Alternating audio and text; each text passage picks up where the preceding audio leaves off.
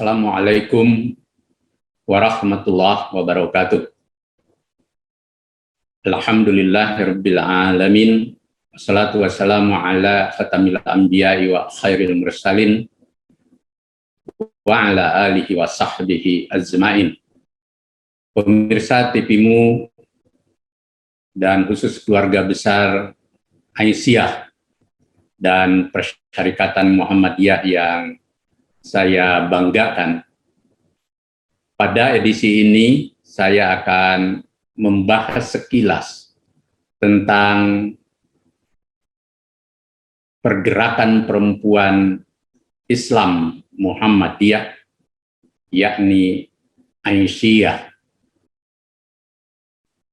sebagai bagian integral dari satu mata rantai dari pergerakan Islam Muhammadiyah, tetapi dengan karakter dan pergerakan yang sangat menonjol dan memiliki peran khusus dalam sejarah pergerakan nasional dan gerakan Islam modern di Indonesia. Sebagaimana diketahui bahwa gerakan perempuan Islam yang modern dan pertama di Indonesia tidak lain adalah Aisyah, organisasi perempuan Muhammadiyah yang didirikan oleh Nyai Walidah Dahlan bersama Kiai Haji Ahmad Dahlan pada tahun 1917, yang embrionya sudah sejak tahun 1914 dalam aktivitas dan pergerakan Sopo Tresno. Kita akan melihat sisi dan ketokohan Nyai Walidah Dahlan sebagai tokoh perempuan Muslim Indonesia, sebagai tokoh perempuan Muhammadiyah yang kelak di kemudian hari menjadi pahlawan nasional. Kehadiran Aisyah dan Muhammadiyah, juga sosok Nyai Walidah Dahlan bersama Ahmad Dahlan merupakan fenomena yang sangat langka dan menarik. Kalau kita kenal para pahlawan Indonesia atau pahlawan nasional, tidak banyak pahlawan dari satu pasangan suami istri, yakni Kiai Haji Ahmad Dahlan sebagai pahlawan nasional dan Nyai Walidah Dahlan yang juga pahlawan nasional. Kita mungkin bisa mencatat Soekarno dan Fatmawati sebagai pahlawan dari pasangan suami istri yang juga punya peran penting bahkan sentral dalam pergerakan Indonesia. Poin ini menunjukkan kekhasan dari sejarah pergerakan perempuan Indonesia. Dalam pergerakan perempuan Indonesia dan sejarah perlawanan serta perjuangan kemerdekaan, kita mengenal para tokoh perempuan Indonesia yang bersejarah, dan di antara mereka juga menjadi pahlawan nasional. Kita mencatat dari kawasan paling barat, Cut Nyadin dan Cut Metia sebagai pahlawan dan tokoh perempuan dari bumi Aceh yang melegenda karena keduanya terlibat di dalam perjuangan fisik melawan penjajah Belanda. Kemudian terus ke sebelah timur di Sumatera Barat, kita mengenal dua sosok perempuan pergerakan, yakni Rasuna Said dan juga Ruhana Kudus. Rasuna Said lebih bergerak pada pergerakan politik untuk kemerdekaan, sementara Ruhana Kudus lebih pada pendidikan dan gerakan literasi yang menerbitkan majalah Sunting Melayu. Kemudian di Pulau Jawa kita mengenal dari sebelah barat, yakni Dewi Sartika sebagai tokoh yang melahirkan gerakan pendidikan dan mendirikan sekolah putri atau sekolah istri. Kemudian Nyi Ageng Serang yang kemudian juga menjadi pahlawan nasional, meski dia kelahiran dari Serang, Banten, tetapi kemudian menjadi sosok perjuangan pergerakan melawan penjajah di era Pangeran Diponegoro di wilayah Yogyakarta, sehingga kemudian menjadi tokoh yang diakui di kawasan daerah istimewa Yogyakarta, tokoh perempuan pergerakan.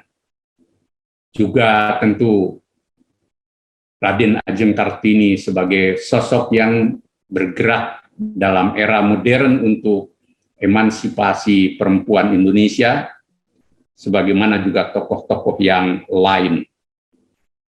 Kemudian kita juga mengenal dari kawasan timur Martha Christina Tiahau sebagai tokoh pejuang perempuan dari bumi Maluku, dalam usia muda telah ikut mengangkat senjata melawan penjajah demi tegaknya kemerdekaan bangsa Indonesia, baik laki-laki maupun perempuan. Kemudian di kawasan Sulawesi, dari bumi Palopo, Sulawesi Selatan, lahir seorang tokoh Opu Daeng Prisaju yang juga bergerak untuk melawan penjajah yang terlibat di dalam perlawanan fisik. Kemudian di kawasan Kalimantan diwakili oleh Ratu Zaleka yang juga berjuang untuk perlawanan melawan penjajah. Ada satu fase dari perlawanan Pangeran Antasari dan sesudahnya. Sebagai contoh dari betapa banyak tokoh-tokoh perempuan yang melegenda di Indonesia untuk pergerakan kemerdekaan dan Indonesia merdeka. Tentu kita bisa menambah dalam pergerakan modern bagaimana terdapat dalam sosok Ibu Fatmawati yang juga menjadi tokoh sentral bersama Soekarno, serta tokoh-tokoh perempuan lainnya sebagai satu mata rantai dari pergerakan perempuan Indonesia. Dari 12 lebih tokoh-tokoh itu, Nyai Walidah Dahlan adalah bagian dari sang pencerah perempuan Indonesia yang hadir dalam satu mata rantai pergerakan pembaharuan Islam bersama Kiai Haji Ahmad Dahlan dan Muhammadiyah generasi awal yang dari rahimnya lahir pergerakan Aisyah. Sosok Nyai Walidah Dahlan mungkin tidak banyak dikenal luas oleh generasi muda, termasuk di kalangan milenial. Padahal tokoh ini adalah tokoh yang bersejarah dan menjadi pahlawan nasional. Sejak muda, putri dari seorang kiai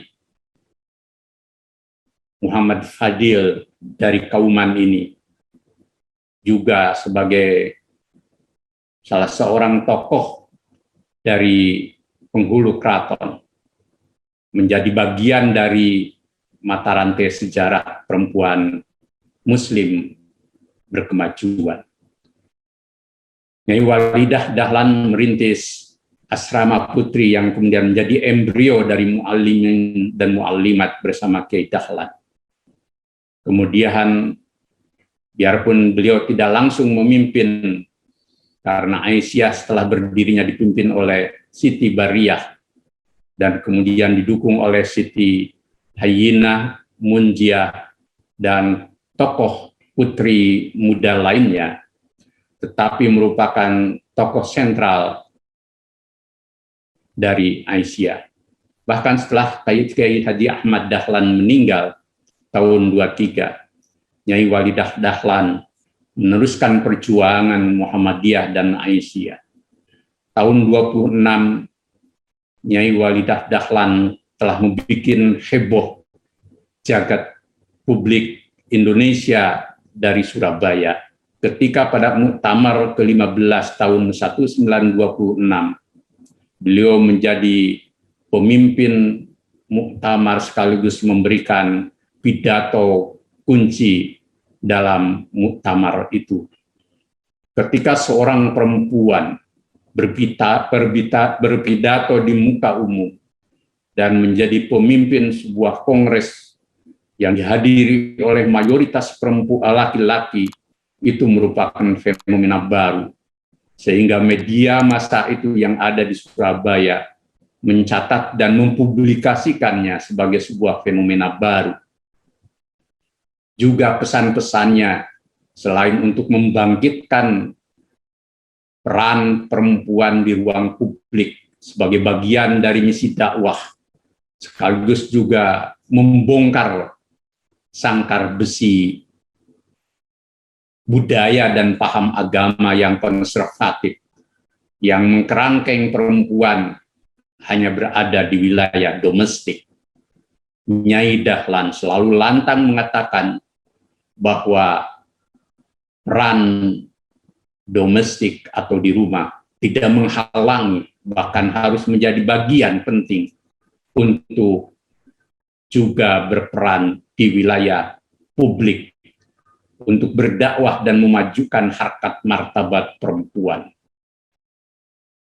Tokoh ini adalah tokoh yang kemudian memperoleh penghargaan menjadi pahlawan nasional tahun 1971 karena bersama Aisyah telah memelopori kebangkitan perempuan Muslim dan perempuan Indonesia untuk setara hidup satu martabat dalam kemuliaan bersama kaum laki-laki, untuk hidup berkemajuan dalam keadilan dan persamaan sesuai dengan kodratnya dan perannya.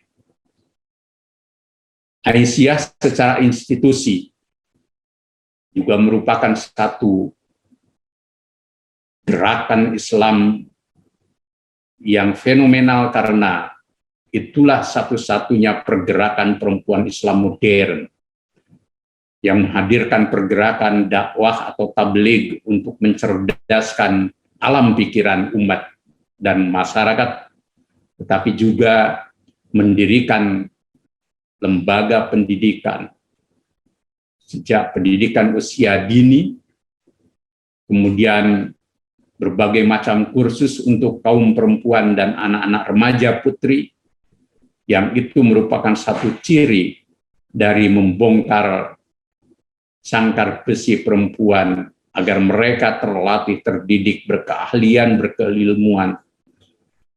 Dan bersama Aisyah lahir Siti Munjiah dan Siti Hayyinah yang menjadi salah satu penggagas bersama tokoh-tokoh pergerakan perempuan lainnya di Yogyakarta melahirkan Kongres Perempuan pertama tahun 1928 yang kemudian dikenal sebagai Hari Ibu, Hari Pergerakan Perempuan Indonesia.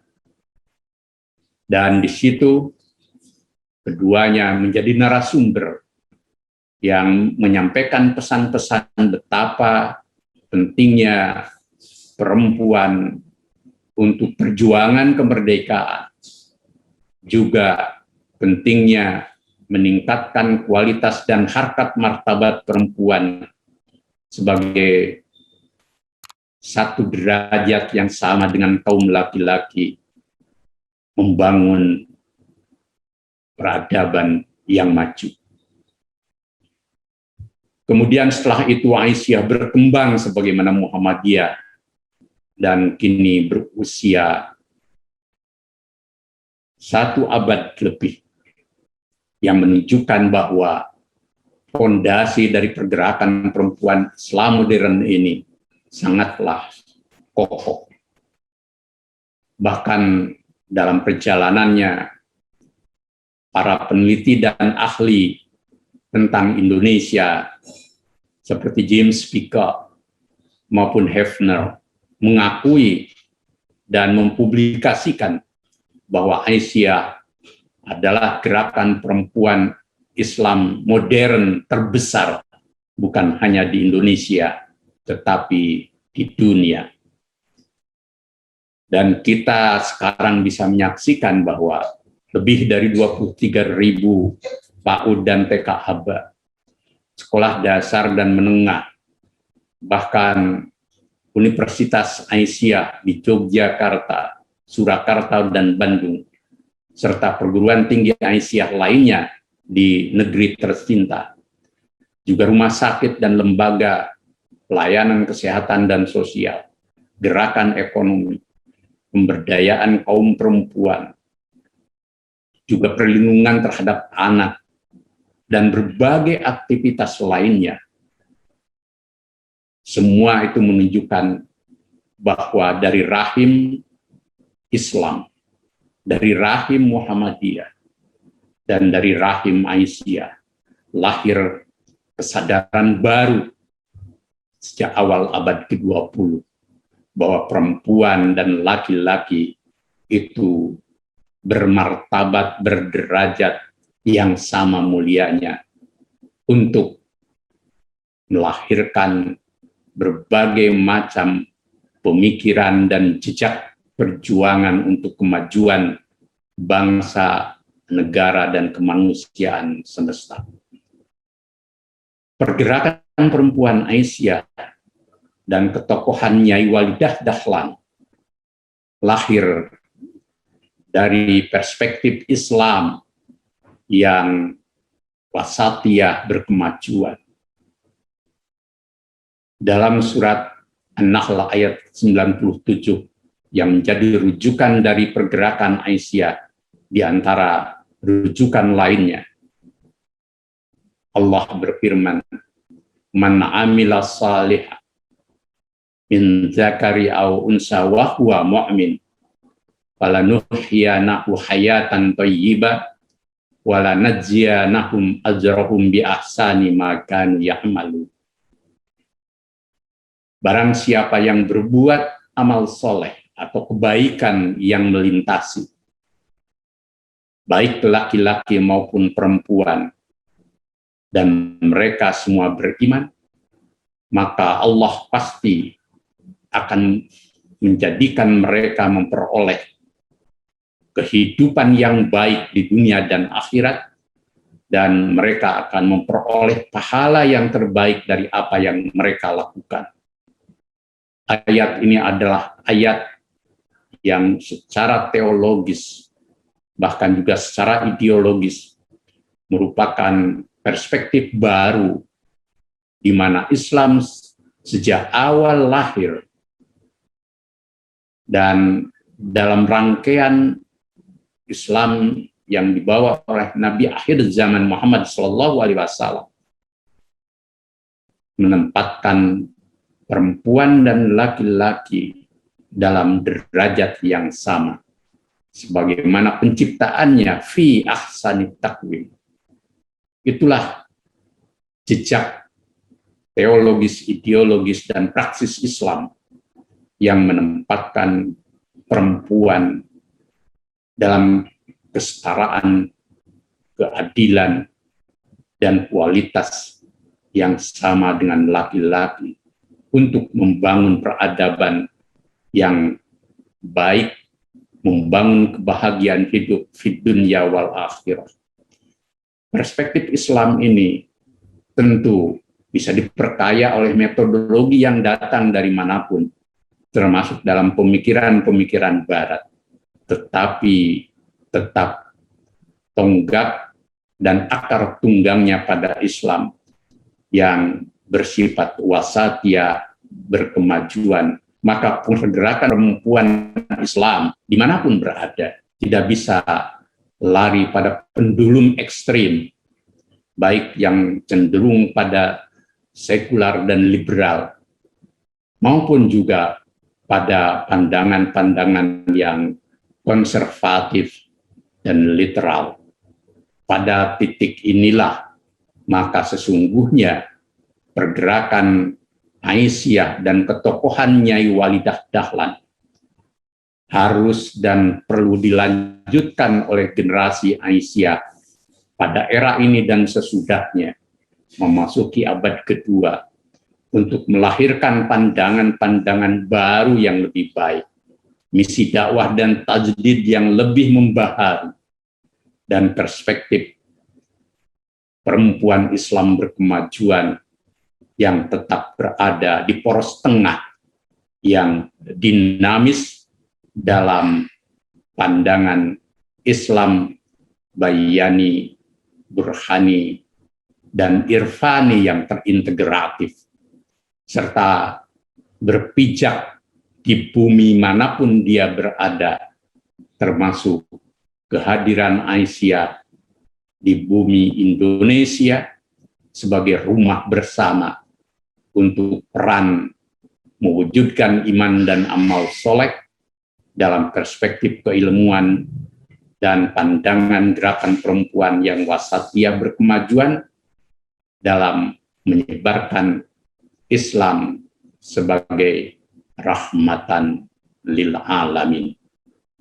Pada titik inilah maka letakkanlah ketokohan Nyai Walidah Dahlan dan generasi sesudahnya serta Aisyah sebagai gerakan perempuan Muhammadiyah menjadi tonggak yang tetap mampu menghadirkan gerakan perempuan wasatiyah Islam berkemajuan dalam segala lintasan zaman. Nasrun minallah wa fathun qarib. Wassalamualaikum warahmatullahi wabarakatuh.